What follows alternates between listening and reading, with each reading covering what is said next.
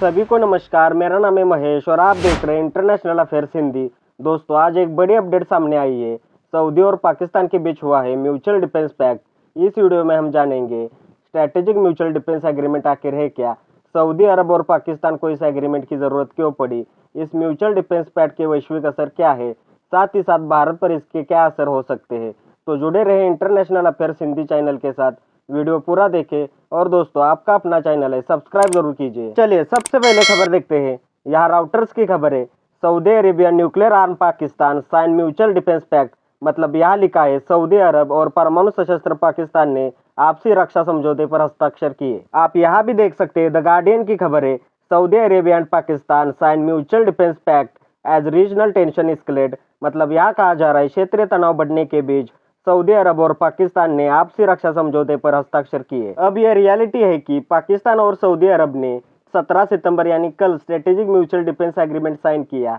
लेकिन ये strategic mutual defence agreement आखिर है क्या, उसे कुछ पॉइंट्स के जरिए समझते हैं। पहला पॉइंट है, हमला एक पर हमला सब पर। यह सबसे बुनियादी सिद्धांत है। अगर किसी सदस्य देश पर हमला होता है तो बाकी देश इसे अपने ऊपर हमला मानकर सैन्य मदद करेंगे। उदाहरण नाटो के आर्टिकल 5 जैसा।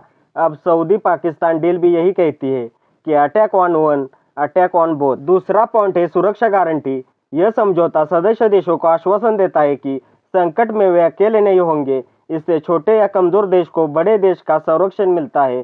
जैसे सऊदी अरब को अब पाकिस्तान जैसी न्यूक्लियर पावर की बैकअप सुरक्षा मिलेगी। तीसरा पॉइंट है संयुक्त सैन्य सहयोग। इसमें दोनों देश मिलकर सेना अभ्यास करेंगे।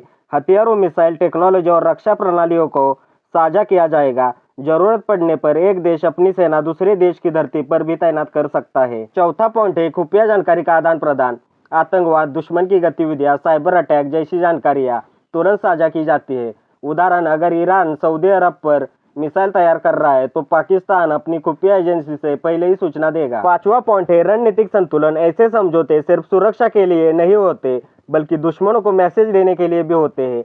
सऊदी पाकिस्तान पैक्ट असल में ईरान और इजराइल को संकेत है कि दोनों अब अकेले नहीं, साथ ही अमेरिका को भी संदेश है। खाड़ी देश अब वैकल्पिक सुरक्षा इंतजाम कर रहे हैं। छठा पॉइंट है राजनीतिक और आर्थिक लाभ। सुरक्षा के साथ साथ इन समझौतों से आर्थिक डील, तेल, निवेश और राजनीतिक समर्थन भी मिलता है।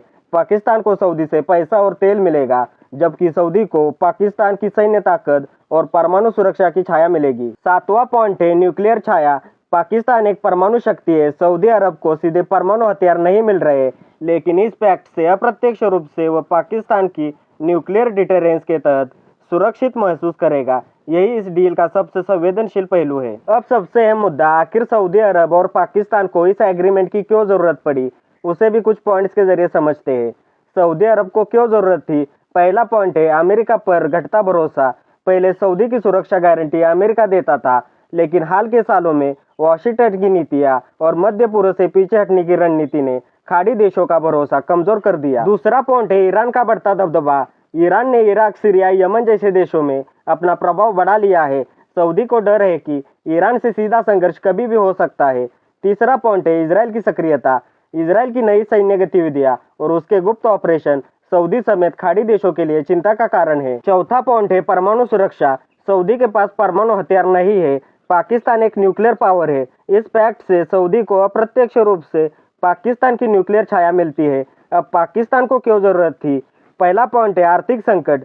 पाकिस्तान IMF के कर्ज और डॉलर की कमी से जूझ रहा है। उसे सऊदी अरब से पैसों, तेल और निवेश की जरूरत है। दूसरा पॉइंट है राजनीतिक समर्थन। अंतर्राष्ट्रीय मंचों जैसे OIC, UN पर सऊदी अरब का प्रभाव पाकिस्तान के लिए मददगार है। कश्मीर मुद्दे पर भी पाकिस्तान को मुस्लिम देशों का समर्थन चाहिए। तीसरा पॉइंट है सैन्य और रणनीतिक मजबूती। पाकिस्तान इस समझौते से खुद को एक बड़े इस्लामी सैन्य साझेदार के रूप में पेश कर सकता है। इससे उसकी अंतर्राष्ट्रीय स्थिति मजबूत होगी। अब इस म्यूचुअल डिफेंस पैक्ट के वैश्विक असर क्या है, उसे कुछ पॉइंट्स के जरिए समझते हैं। पहला पॉइंट है मध्य पूर्व में शक्ति संतुलन बदलना। ईरान और सऊदी पहले से ही प्रतिद्वंदी है। अब पाकिस्तान जो एक परमाणु शक्ति है, यह खुलकर सऊदी के साथ खड़ा हो गया है। इसका सीधा असर ईरान की रणनीतिक और उसके प्रभाव पर पड़ेगा। दूसरा पॉइंट है अमेरिका की घटती पकड़।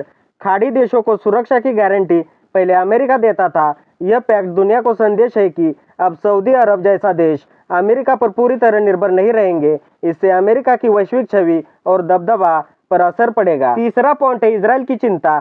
पाकिस्तान की न्यूक्लियर ताकत का सऊदी से जुड़ना इजराइल को परेशान करेगा, क्योंकि सऊदी इजराइल संबंध सामान्य होने की दिशा में जा रहे थे। अब यह नई डील उन पर असर डाल सकती है। चौथा पॉइंट है वैश्विक मुस्लिम राजनीति पर असर। यह समझौता मुस्लिम दुनिया में पाकिस्तान और सऊदी की लीडरशिप को और मजबूत करेगा। तुर्की, कतर और अन्य मुस्लिम देशों को भी सोचना होगा कि वे किस ब्लॉक में खड़े हैं। पांचवा पॉइंट है चीन और रूस का फायदा। चीन के पाकिस्तान और सऊदी दोनों से गहरे रिश्ते हैं।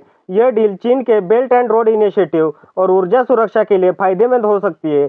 रूस भी खुश होगा, क्योंकि इससे अमेरिका कमजोर और अलग थलग दिखेगा। छठा पॉइंट है संभावित नया सैन्य गठबंधन।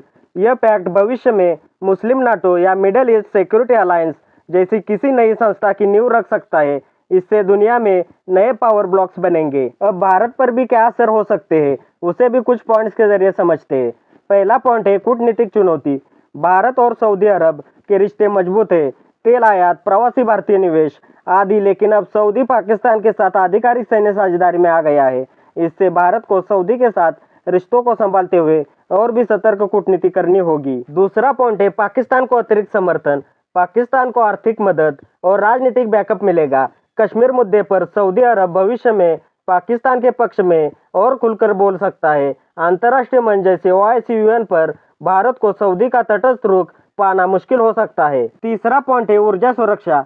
भारत अपनी तेल जरूरतों का बड़ा हिस्सा सऊदी अरब से लाता है। अगर सऊदी भारत संबंधों में पाकिस्तान की वजह से तनाव बढ़ता है तो भारत की ऊर्जा आपूर्ति पर असर पड़ सकता है। चौथा पॉइंट है रणनीतिक सुरक्षा।